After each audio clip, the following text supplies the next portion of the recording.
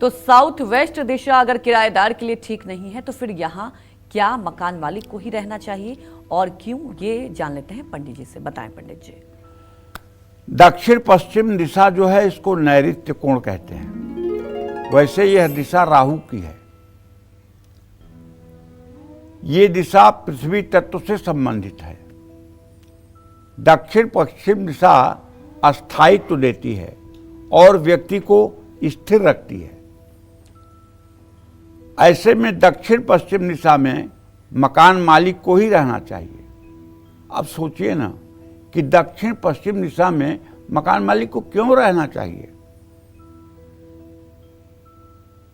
तो आप सोचिए, सुबह 8:30 बजे के बाद से ही जब सूरज अग्नि कोण में आ जाता है, उसके बाद से ही दक्षिण पश्चिम के कमरे में रोशनदान और खिड़की के माध्यम से साउथ वेस्ट के कमरे में रोशनी हो जाती है और ये सूरज की रोशनी पूरे दिन उस कमरे में सूर्यास्त तक बनी रहती है। अगर दक्षिण और पश्चिम दिशा में खिड़की है तो पूरे दिन उस कमरे में सूरज की रोशनी रहती है। इसीलिए वहां मकान मालिक को रहने के लिए कहा गया है, ताकि सूर्य के प्रकाश के कारण उसे किसी तरह का फ्रस्ट्रेशन, इरिटेशन या उसके मन में कोई नकारात्मक विचार न आए, वो प्रसन्नतापूर्वक उसमें निवास कर पाए।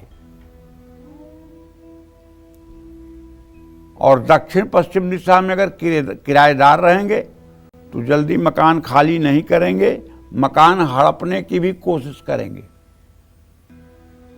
और किराएदार से विवाद भी होगा और दोनों ही पक्षों का जीवन न्यायालय मुकदमे में कटेगा। घर अगर बहुमंजिला है तो सबसे ऊपर के फ्लोर की दक्षिण पश्चिम दिशा में मकान मालिक को रहना चाहिए। इससे उसका मान सम्मान और रुतबा बना रहता है। इस बात का ध्यान रखना चाहिए। जय मां विंध्यवासिनी।